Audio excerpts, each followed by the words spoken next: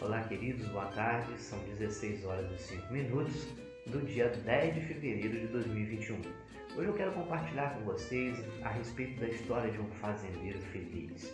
Um fazendeiro que tinha uma fazenda muito bonita, um gado muito bonito em seu pasto, dois filhos maravilhosos, amorosos e bonitos, que ele os amava muito e as crianças também o amavam. Um caseiro, gente boa, amicíssimo dele, confidente pessoal, seu parceiro ali de trabalho.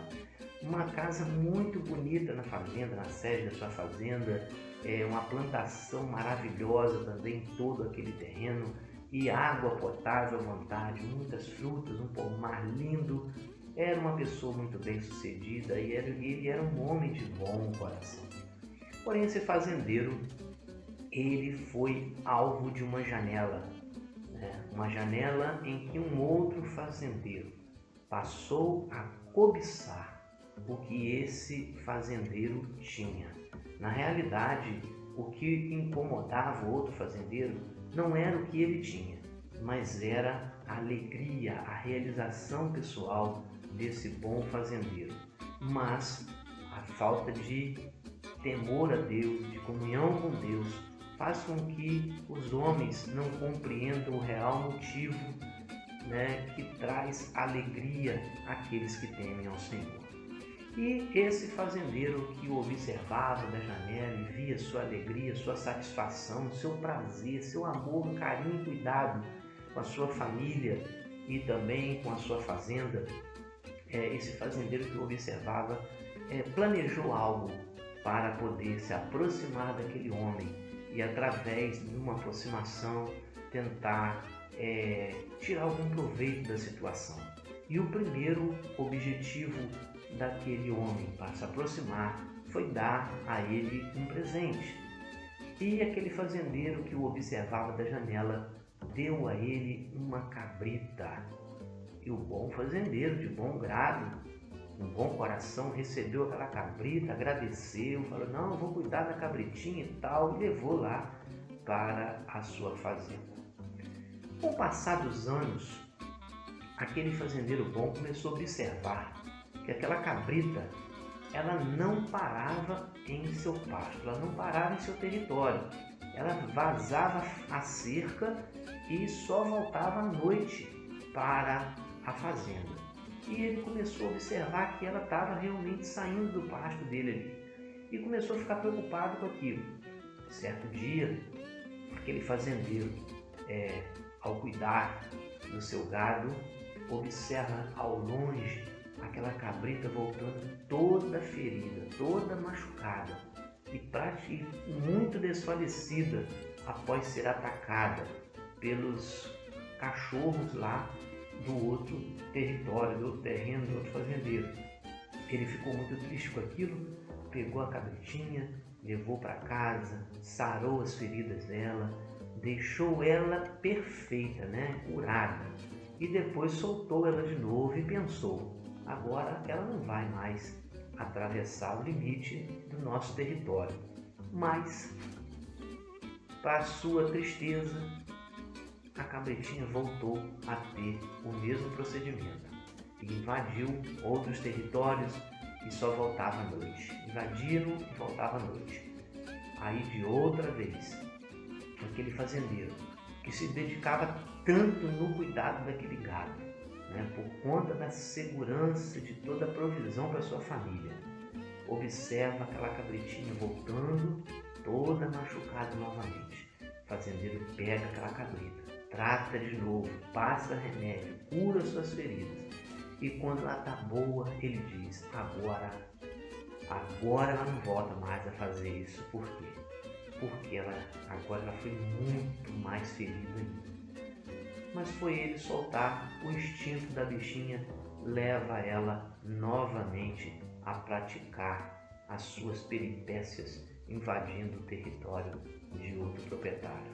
E então o fazendeiro, em uma atitude de tristeza, de angústia, porque aquilo ali estava trazendo muito desgosto a ele, muita tristeza, aquele fazendeiro decide um dia ir embora da sua fazenda. Aquele fazendeiro deixa tudo e vai embora. Na manhã seguinte, todos acordam na fazenda. E os filhos, ao tomarem café, sentiu a ausência do pai. E perguntou: cadê meu pai? Foi atrás do caseiro. E o caseiro: não sei onde ele está. E procura daqui, procura dali, corre todas as fazendas da vizinhança e nada de encontrá-lo. Foi então que eles decidiram contratar um detetive para procurar o pai deles e ver se localizava eles em algum lugar. De repente, o detetive aparece na fazenda, chama os filhos e faz a seguinte pergunta: meninos, por que vocês acham que o pai de vocês abandonou a fazenda? Por quê? E prontamente os meninos responderam: provavelmente, com toda certeza, foi por causa dessa cabrita aí. Com certeza. Mas por quê? Porque a cabrita pulava a cerca, vinha machucada, ele estava ficando muito aborrecido com as atitudes dela. Provavelmente foi por causa da cabrita. Foi então que o caseiro chegou, que era muito amigo dele, e disse ao detetive assim: doutor, não foi por causa da cabrita não. E os filhos arregalaram o olho sem entender nada. Ele falou assim: doutor, foi o gado. Foi o gado. O gado foi responsável para que esse fazendeiro fosse embora. Então os meninos não entenderam nada, os filhos não entenderam nada, e a menina perguntou: mas como pode o gado? Aí ele falou assim: foi o gado. Você nunca observou que o seu pai dava uma atenção especial a esse gado, que passava remédio, que estava sempre atento a cada movimento para cuidar, para manter esse gado sob o controle dele? Cuidado! Vocês não observaram isso? É porque através dessa era a fonte de sustentação de vocês, era a manutenção desse gado. E agora, onde estão os gados? Perguntou a menina. Aí o garoto respondeu: eles entraram na mata, se esconderam na mata, todos eles. E o detetive falou: o que então que nós vamos fazer agora? Então o caseiro foi na casa dele, trouxe uma lista com o nome de todos os bois e, ao chegar próximo da cerca, começou a chamar: fulano! E no primeiro ponto saiu aquele, lá na ponta da mata apareceu o primeiro gado. Ciclano, apareceu o segundo. Beltrano, apareceu o terceiro. E assim sucessivamente. O caseiro, que também o gado conhecia a voz dele, né? Conhecia a voz dele porque ele ajudava ali o seu patrão a cuidar daqueles animais. Sucessivamente eles foram obedecendo e o gado veio descendo para o curral, foram juntados ali, e os filhos, furiosos com a ausência do pai, com a tristeza e o vazio no coração do seu pai por conta da sua alegria ter sido esfacelada ali, pegou aquele gado, vendeu aquele gado para um estranho, vendeu a fazenda, vendeu tudo o que tinha e devolveu a cabrita ao dono, ao fazendeiro vizinho, né? E foram embora dali e nunca mais voltaram. Moral dessa história: isso é um conto antigo, que inclusive compartilhei, né, conversando aqui com meu filho. Às vezes me lembro de algumas histórias que me foram contadas na infância, e trago aqui também para, de alguma maneira, a gente tentar compreender o que a história pode nos ensinar na nossa caminhada, porque os antigos têm experiência, a Bíblia Sagrada orienta isso, né? Que as cãs são motivo de honra. Cãs é o cabelinho branco, claro, se andar no caminho da justiça, né? Aí são dignas de honra. Vale a pena ouvir as pessoas de idade que têm a sua vida libada, a caminhada libada, que têm experiências maravilhosas para contar, histórias que possam trazer orientação, que entre as linhas da história a gente consegue interpretar a vontade mesmo de Deus para que a gente se ajuste a uma caminhada que dê certo. Agora, aqui o que eu quero dizer para vocês é que não deu certo a estratégia do fazendeiro da janela, que queria lá ser dono daquela fazenda, de comprar aqueles gados daquele bom fazendeiro, né, de prejudicar a alegria dele ali. Realmente ele conseguiu fazer com que aquele fazendeiro saísse daquele sofrimento. Tá? Por quê? Porque os filhos venderam o gado, venderam a fazenda, devolveram a cabrita, e quando foram viajar, levaram o seu caseiro, e então o pai apareceu, né? E se encontraram novamente e foram viver, como diz a história, né? Felizes para sempre. Muito interessante essa história. Mas eu quero aqui, como é uma reflexão, eu quero aqui destacar 2 versículos da palavra de Deus. Primeiro em Provérbios capítulo 14, versículo 10, que diz assim: o coração conhece a sua própria amargura e o estranho não participa no íntimo da sua alegria. Ou seja, aquele fazendeiro da janela estava observando aquele bom fazendeiro, com aquela alegria toda, aquele cuidado especial com a família, com carinho, mas ele não estava no seu íntimo feliz, ali onde ele estava vivendo.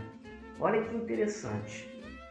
E olha só, e o estranho não participará no íntimo da sua alegria, mesmo e a intenção de querer, né, prejudicá-lo, ter o que é dele,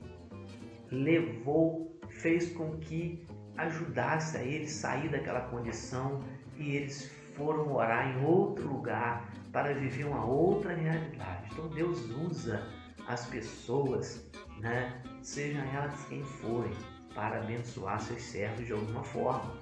E bênção, meus queridos, bênção não é dinheiro não. Bênção não é dinheiro, embora o dinheiro possa ser bênção na nossa vida quando ele contribui para o nosso bem-estar. Mas quando nós somos dominados pela ganância do dinheiro, do poder, né, aí já não é mais bênção.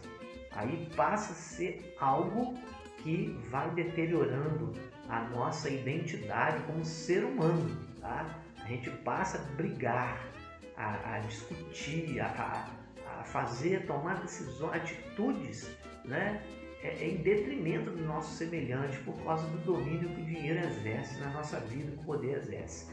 Mas quem teme ao Senhor, né, sabe que o Senhor é que nos sustenta, é que nos garante a vida, é Ele que é dono de todas as coisas e é Ele que sabe de todas as coisas. E um outro versículo para mim concluir essa meditação dessa tarde, diz assim, está lá em 1 Coríntios 3,19, diz assim: porque a sabedoria do mundo é loucura diante de Deus, pois está escrito, ele apanha os sábios na sua própria astúcia. Então a astúcia daquele fazendeiro, né, de querer ter o que era do outro, né, acabou sendo pega pelo Senhor Todo-Poderoso, pelo Criador dos céus e da terra, pelo grande arquiteto do universo, esse Deus que nos fez a sua imagem e semelhança e que tem um amor especial por cada um de nós. É o Deus da vida, é o Deus que, quando ele entra no contexto da história, né, ele estabelece no coração do homem a lei maior, que é a lei da vida, né? Nada podemos contra a lei da vida, a lei da vida que nos traz sentido para viver. A gente sabe que nesse mundo a gente tem problema, a gente tem aflição. Você imagina, ninguém imaginava o sofrimento daquele fazendeiro que tão alegre, amando seus filhos, amigo do seu caseiro, cuidando da sua fazenda, bonita daquele jeito. Ninguém sabia da tristeza no interior do seu coração de estar ali, mas com certeza ele estava colocando diante de Deus: Senhor, olha para mim, intervenha, muda a realidade da minha história, né? Que Deus possa estar intervindo na nossa história, na nossa vida, né, para mudar a realidade, de maneira que a vida dele se faça real na nossa vida pela manifestação do seu poder, que é o perdão, que é o amor, que é a justiça que se faz pelo perdão. É a justiça que se faz pelo perdão. Essa é a justiça verdadeira, que muda toda a história. Quando a palavra diz que a nossa justiça não opera a justiça de Deus, né? É porque nós não enxergamos além da curva. É um exemplo que eu dou. Deus olha de cima, Ele enxerga além da curva. Nós não. A única coisa que nós temos é o volante do carro da nossa vida na nossa mão. E o que nós podemos fazer é o seguinte, é perceber que quando a estrada começa a ficar muito esburacada, voltar no primeiro retorno que tiver, entendeu? E pegar um caminho que nos conduza com segurança, né? No caminho da vida. Então, o volante da nossa vida está na nossa mão, porque nós temos que tomar as decisões que são, que nos trazem, nos garantam a vida, a alegria, a felicidade e a harmonia. Todo mundo quer ser feliz, todo mundo quer ser amado, todo mundo quer ser respeitado, mas nós temos que nos submeter à vontade desse Deus que a sua essência é o amor, né? Para que a gente possa ter verdadeiramente uma vida coerente com a sua vontade, né, com o seu querer. Aquele fazendeiro que obviamente percebeu que aquela cabrita foi doada na finalidade de prejudicá-lo. Ele poderia ter ido lá e brigado, né, com o fazendeiro da janela, mas ele, o que ele fez? Homem temente a Deus. Não, eu vou embora, entreguei tudo nas mãos do Senhor, eu não tenho mais nada. Quando você entrega tudo nas mãos do Senhor, meu querido, tudo que você tem, né, passa, se for cobiçado, o problema é com Deus. Meu tio falava, só para finalizar, meu filho, quando o homem é apegado às coisas, né, se ele for rico, todo mundo ele vai sentir, né, o peso daquilo que querem tirar dele. Se ele for pobre e estiver lá morando debaixo da ponte, dormindo numa pelejinha, ele também vai ter o mesmo sentimento. Sabe por quê? Porque tanto o que ele tem de grandes patrimônios é cobiçado, como a pelejinha também é cobiçada pelos outros que estão lá, né? Então o grande problema não está no outro, está em nós. Então somos nós que temos o volante na nossa vida. Quando a Bíblia fala, maldito do homem que confia no homem, que faz da carne o seu braço e aparta o seu coração do Senhor, nós precisamos olhar para o espelho e olhar para dentro de nós. A gente precisa se conhecer mais do nosso interior, saber quem verdadeiramente somos. Deus tem uma característica muito importante, e o Espírito dele habitando em nós faz com que a gente também tenha essa característica. Ele não respeita os soberbos. Deus não respeita os soberbos, mas nós também não podemos julgar ninguém. Nós precisamos caminhar, levar a nossa vida, caminhar de maneira que a gente possa estabelecer com todos, tenha paz com todos, né? Como está escrito, estabelecer paz com todos. Tenha paz com todos, no que for possível, tenha paz com todos. Essa é a orientação.